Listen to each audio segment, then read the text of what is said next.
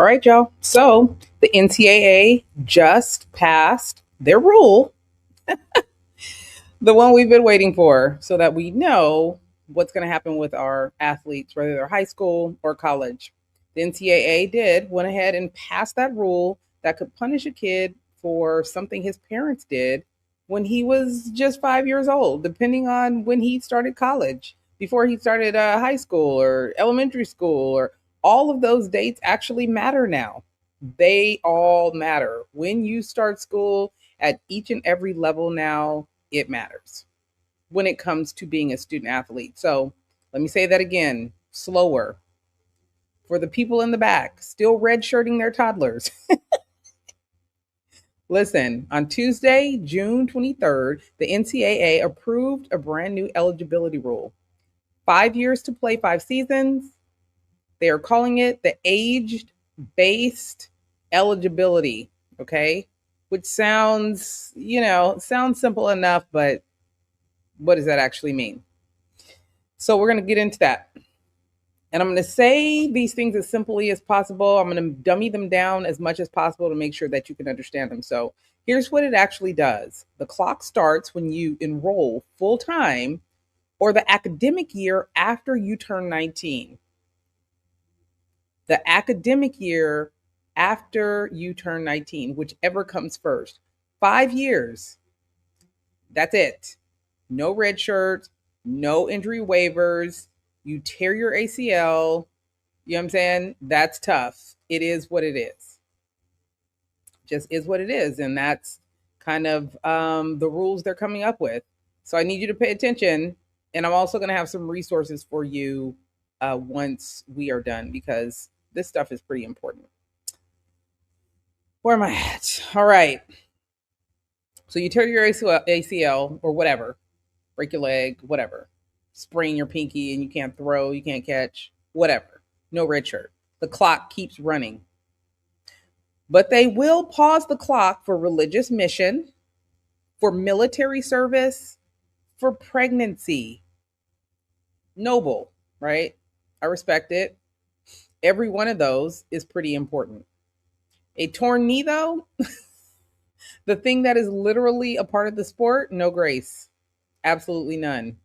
Okay. And here's the part that should make every sports parent sit up straight. I need you to pay attention. Buried in the fine print for years, parents have held their kids back a grade on purpose. So the kid is bigger, faster, stronger, developed, more developed for recruiters. They call it the academic red shirt. Okay. You know exactly what I'm talking about. And I'm sure you know a family that has participated if it wasn't you. Under the new clock, that extra year you gave your 8th grader could cost him a year of eligibility at 20. The clock does not care that you were just helping or you thought it was the right thing to do for him at the time. That is no longer a consideration.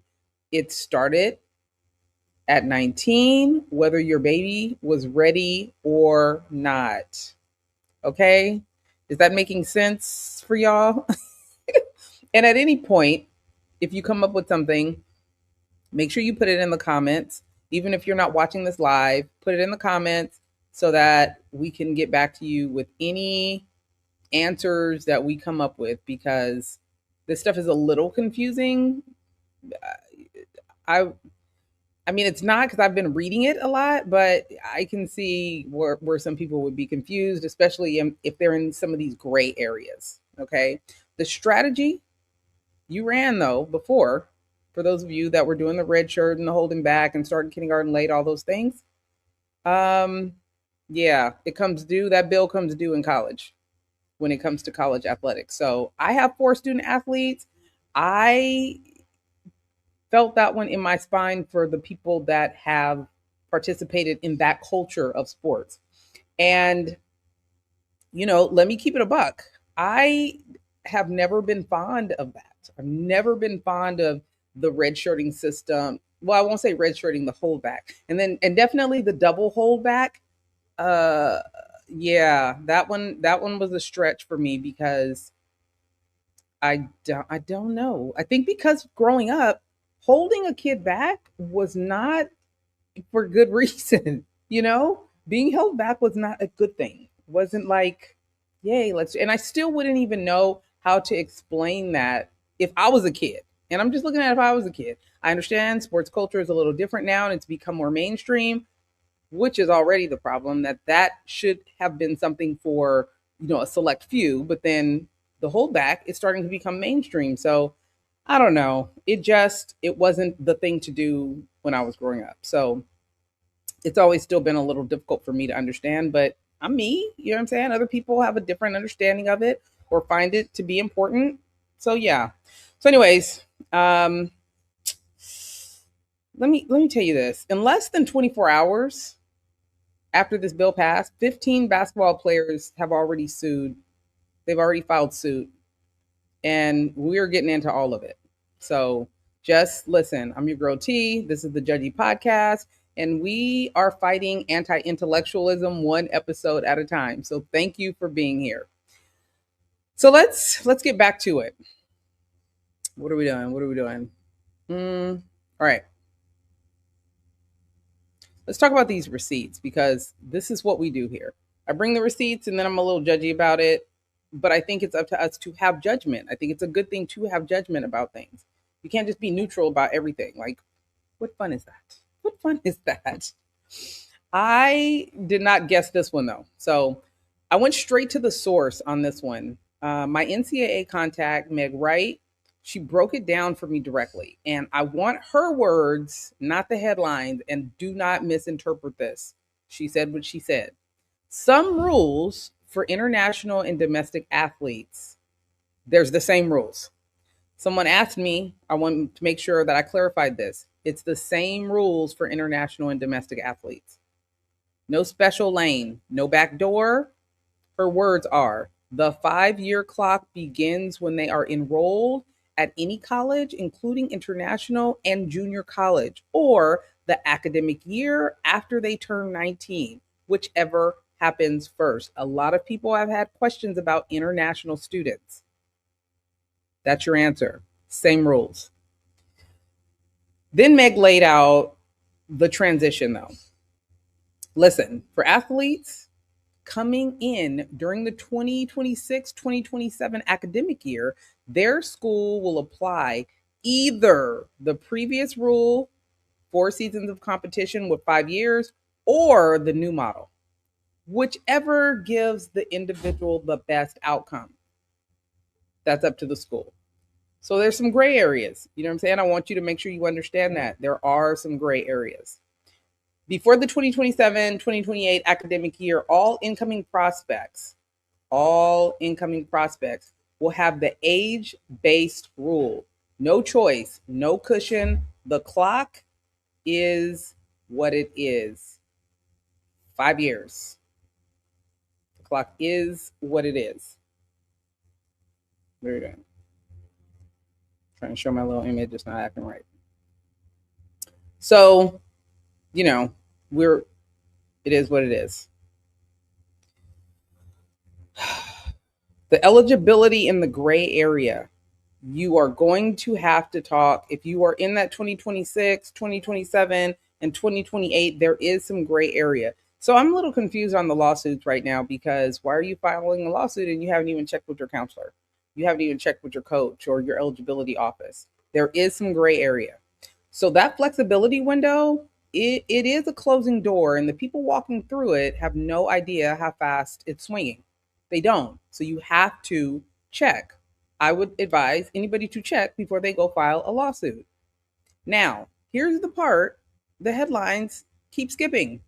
The part that lives in the actual document, not the hot takes, not the headlines. I need people to read past the headlines. Everybody is calling this the 5-for-5 rule. 5 years, 5 seasons. That's cute. It's clean, but it's wrong. It is wrong. You will never see me put it anywhere. It's not 5-for-5, because the NCAA itself says that name is not accurate in writing. Okay.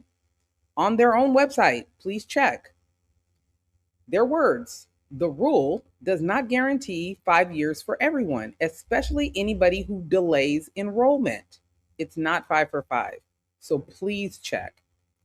So that catchy little nickname that every outlet ran with, the governing body that made the rule says, do not call it that because it is very confusing. Read that again. What I just said. Roll the tape. It's not 5 for 5. The story got branded before it got read. That's why we are fighting anti-intellectualism one episode at a time, because I need y'all to read. You know what I'm saying? We need to have receipts. We need to process information correctly. Don't just look at a headline and think you know what's up. You don't. That is important. So is the whole reason. That's why we're here. I'm about to give you some more information. So it's not 5 for 5.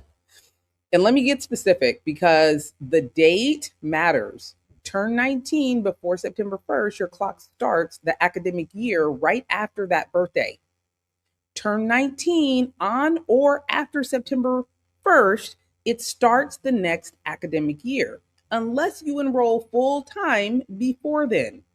Then it starts anyways. Okay? Roll this back if you need to, but that's the specifics. And it is not just enrollment that flips the switch. You're competing for a college team, even part-time, even before you are fully enrolled, the clock starts. Once it starts, it never pauses. You transfer, the clock keeps running. You sit out a year, the clock keeps running. You hit the portal 3 times, the clock does not care. It keeps running. The things that stop the clock and pause the clock before do not exist anymore. And let us name what actually died, what is no longer, okay? Because the headline said no waivers, and then they kept it moving. I'll read you a body count. How about that? I will read you a whole body count. Let's see. Because I want to make sure that you get it. I want to make sure that you get it. The medical hardship waiver, it's gone. That was the lifeline. Blow out your knee, you could petition for the year back. That door is locked up tight now. The extension of eligibility waiver, that's gone. The season of competition waiver, gone. The delayed enrollment waiver, gone. A whole filing cabinet emptied out. That whole clock, gone. It's gone, it's gone, it's gone. Nothing is stopping the clock. Gone. These things that you might have heard before that you could use, it's a done deal. So let us go sport by sport really quick, because I've gotten some questions about specific sports because it don't land the same. Okay, not even close with all the sports. Football first. The red shirt was sacred in football. We all know that, especially on the line. Big bodies almost never show up ready. You sit them a year, you grow them, you feed them, you bring them back stronger. That cushion is gone. So the offensive line, the position that needs the most time to cook, just lost its slow cooker. And that's real. The flip side, a 5-year player now has up to 6 regular season games in front of them. 60. This is a lot of information. Let me say that again. A 5-year player now has up to 60 regular season games in front of him. 60 regular season games for a football player. So expect older, more battle-tested rosters. Just don't get hurt. I'm sorry. This is wild. I had to hold that one in. Seriously, you get 60 games throughout your career. That's a lot of football games. That's a lot of hitting. That's a lot of pads. Because that medical hardship waiver, it's buried. It's gone. So don't get hurt. It's not riding in to save the day, to save your season. It's not. Okay, basketball. This is the one already in court. I told you there were some folks that filed lawsuits already. But basketball had a loophole the size of the Atlantic. International pros were walking in with a full tank of eligibility. Okay. This past May, a problem was reported ready to hand a 25-year-old international pro several $1,000,000 to come play college basketball. The age based clock is built to slam that window shut. Age based means that's not going to happen anymore. So, for people that have been complaining about that, this is a good thing, right? There's some good, there's some bad. But again, now with international, the NCAA has wrapped their arms around this also. They're trying to get ahead of all of these issues that have been kind of out of control. That's it. Anyways, it counts. Whatever you were doing internationally, that it counts. Okay? Your age counts, not your innocence. They don't care how long you've been here. So the grown man overseas with a professional resume does not get to start his college clock at 0 anymore. It doesn't work anymore. Baseball, pay attention, because this is the sneaky one. Baseball lives on the junior college pipeline. The JUCO route is a rite of passage pretty much in this sport. And the rule is pretty plain. Enrolling at any college starts the clock. Junior colleges are included. They are. So the JUCO season that used to be a free runway for these athletes, it's now a ticking clock, just like everyone else's. It now ticks against the 5. Add it to the draft, where every player is already, weighing if they're going to go pro now versus develop in school. And the math just got tighter on every diamond in the country. Everyone. Oh, and hockey. I got some hockey questions. Oh, hockey parents. I love hockey parents. One of my besties, Tina, she was a hockey parent. I've heard all the stories. Hockey was never one of ours, but I got some friends with hockey kids. Sit all the way down for my hockey parents. Hockey is the one sport where players famously show up to campus older. They spend years in junior hockey before they even enroll. It is completely normal for a college hockey freshman to be 20, 21. Now, plug that into a clock that starts the academic year after you turn 19.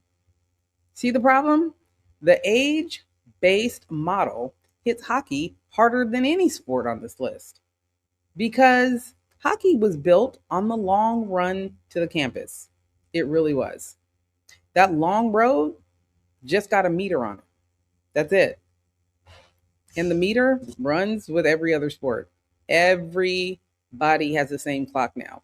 So that's 4 sports, 4 different problems, 1 clock. Now, back to the lawsuits. Got to talk about those. And I need you to hear this clearly. It is not a threat. It is not a maybe. It is already filed. It is already pending. The ink is dry and the docket is open because they ain't playing. I think this has everybody a little shook. So, and that's fine. We all understand that change is not easy for people, but you know what I'm saying? We go through it. Things change. Things do not stay the same. The music people play at the clubs now, I would never, because what in the heck? You know what I'm saying? Like, what are we talking about? So for me, I'm used to change, but also I'm older. I'm a lot older. So anyways, I saw these changes come in because things are kind of, I thought they were kind of out of control for a minute. Anyways, less than 24 hours after the vote, 15 college basketball players walked into an Ohio court and sued. Cincinnati, Hamilton County, lawyered up all the way. They want everything they think is theirs. And listen to this carefully. There are not even, how do I say this? They're not even challenging the age-based idea. Their fight is about who gets caught in the door when it slams. So they're suing now for anybody that might get caught. That's what they're doing.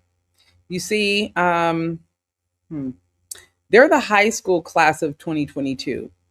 Started college sports that fall, never redshirted, and under the new clock, their 5th year was evaporated. True. But the kids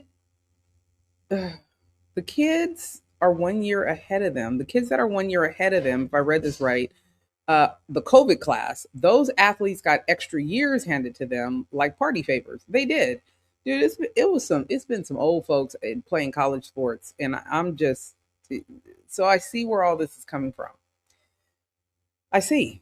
Anyways, the kids behind them, they got flexible rules too. So the 2022 class is the one that's feeling slighted.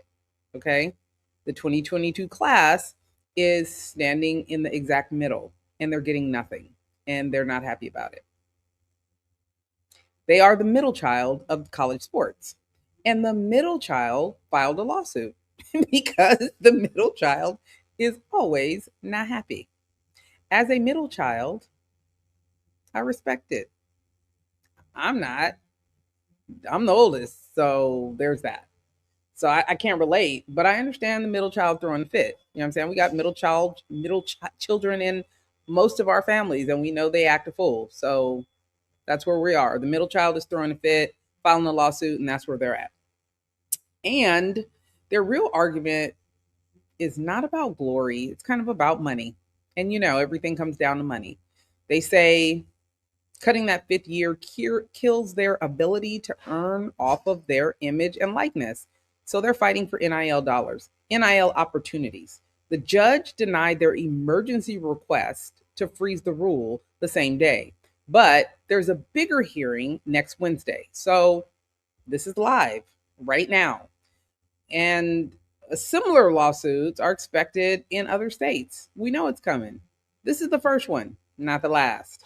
And I think everybody knew that. And a lot of people were like, oh, the NCAA isn't going to pass this because of lawsuits. Somebody's going to file a lawsuit at some point. Lawsuits haven't stopped.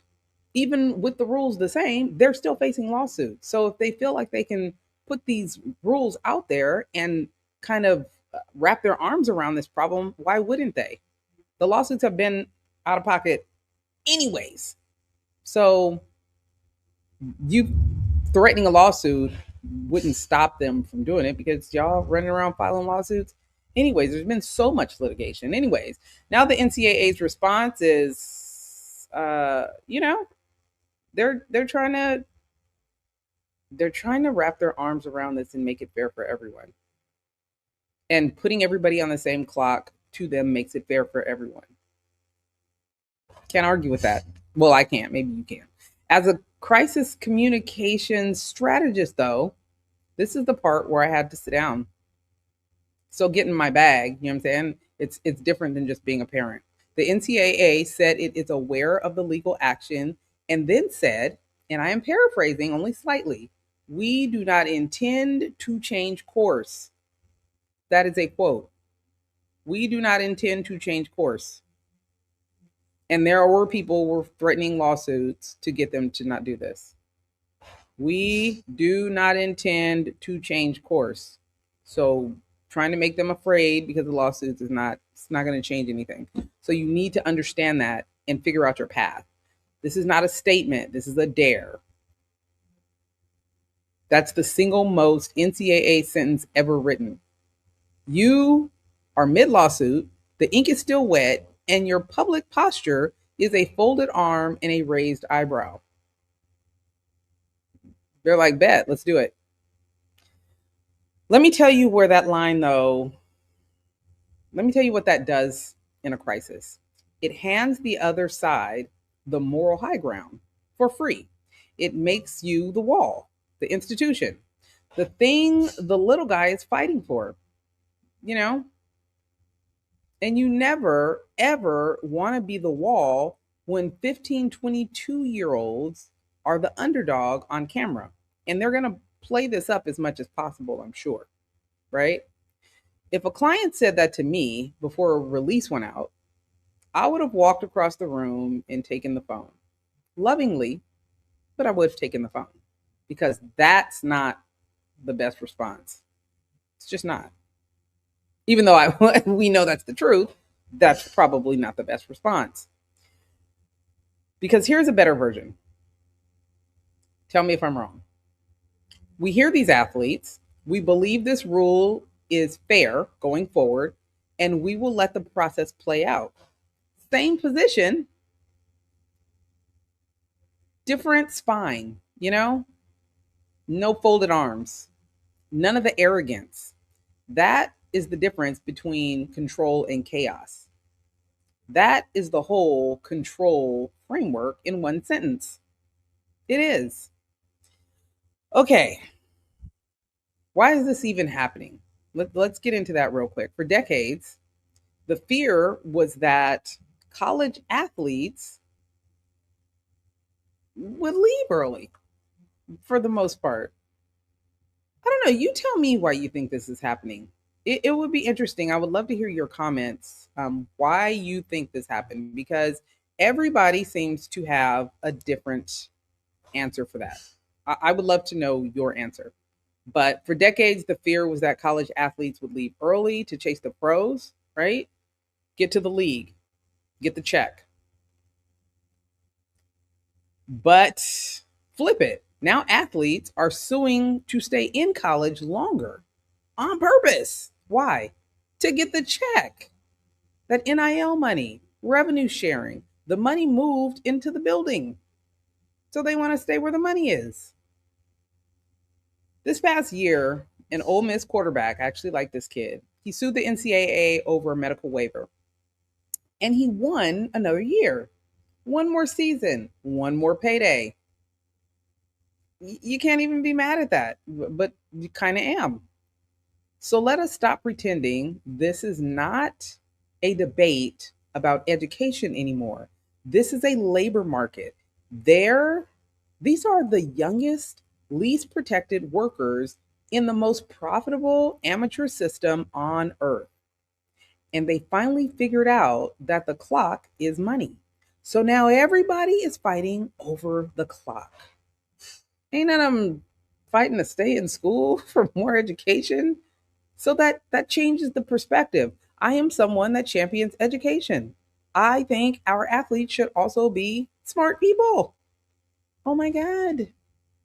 So this is where I'm like, I wish the education piece was a part of it. But that's another, if you check the last one of the other shows, there is a new, I don't know if that one's going to pass, the one proposed by Ted Cruz and a bunch of other legislators, but they are putting something in place where college athletes will still get their college education guaranteed. It's a lot of legislation and legal changes floating around. Anyways, and I'm not even mad at the players. I am mad at a system that made a torn ACL worthless, and it's more worthless than a contract dispute. You know what I'm saying? Now, bring it home with me. We're going to land this plane. This is where it stops being abstract and starts being about kitchen table issues. Remember that childhood red shirt I opened up with? The parents who hold a kid back a year, so he is bigger at, his freshman year. That used to be a flex, a strategy, a whisper at the snack bar. It wasn't a big deal at all. Under this clock, that flex can backfire because the eligibility timer can start ticking right off your kid's age. You definitely don't want his college career to end before it has to. You want him to be able to finish it out. Okay? Their birthday. That's important now. So the year you bought your kid in the 7th, 8th grade, in the 8th grade, might get repossessed in college before his time is done. And one more for the parents planning a gap year, a mission year, a let him mature before college year. The NCAA says delaying enrollment past 19 can shrink the eligibility your kid has left. So the gap year you saw as a gift can quietly cost a season. I need you to understand this. Plan that calendar like it's part of the recruiting strategy, okay? Because now it is. You can't ignore this. I have 4 student athletes, 4, and have lived in the tournament hotels, the recruiting emails, the just one more showcase budget. So when the rule book quietly starts pricing decisions parents are making, I'm going to read every line out loud to you because nobody handed parents this memo. If we weren't paying attention, it would have got right past us. They're finding out loud through somebody else talking about it. But this is a place where you can come, and if it affects athletes, I'm talking about it. So do not sleep on the date piece, okay? The age and the date piece. The NCAA eligibility centers say the age-based details should show up in student accounts in early August. Hold on, where's that at? Where is that? I want you to read it.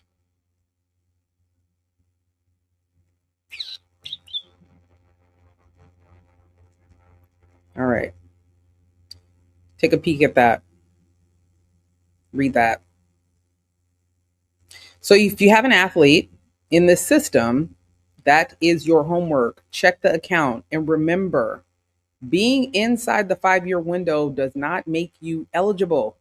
The grades still have to be there also. The academics, they still apply. You can be on the clock and still on the bench because of the classroom. Please don't ever forget that. Your grades still matter. So don't forget this show is about fighting anti-intellectualism, okay? That is very important. The school piece will always be important to me. And this is the theme of this whole thing. Every single group found out at the same time for the most part. But the class of 2022, the parents, the football linemen, the hockey families, the JUCO baseball kids, everybody is reacting right now. And everybody needs to get ahead of this. Know the plan. This is what happens when you let the narrative get written for you. Okay? The NCAA is learning this in real time now, in court on Wednesday. Yeah. So here's my judgment. Here's my judgment before we get out of here. The rule itself is defensible. Cleaning up a 6 and 7 year eligibility mess, fine. I get that. But the rollout, the tone, the nickname they branded and then disowned, the forgotten middle class of 2022, the parents who got 0 warning, that's a communications failure dressed up as a policy win. You can pass that rule. You can pass the right rule. And I do think this is kind of the right rule. But you can do what you think is right and still lose the room. Okay? The NCAA just proved that. Even if you're doing what's right, there's a way you have to do it. And I think they kind of bobbled that. Anyways, good people, that's the show. That's it for me today. If this made you smarter or pettier or both, I want you to hit subscribe on my YouTube channel right now. That is how we continue to fight anti-intellectualism, because I'm always going to go deeper than the headlines. And then I'm going to be judgy about it. Then go to the comments and tell me, are you team class of 2022? I'd love to hear what you think about that. Or team, the clock is the clock and whatever, and keep it pushing. I'm reading every single comment. I want to hear what you think. And when you want the deeper dive, because there's even a deeper dive, the full crisis comms breakdown, the parent playbook, the exact part where I show you how the NCAA should have handled this, that lives on my Substack. Okay, control the narrative. I hope you subscribe. The link is going to be below. Make sure you check that out. The link for my Instagram is there also, but subscribe and share this with another sports parent, because if you do not control the narrative, the streets will, and it will not be in your favor. I'll see you guys next time.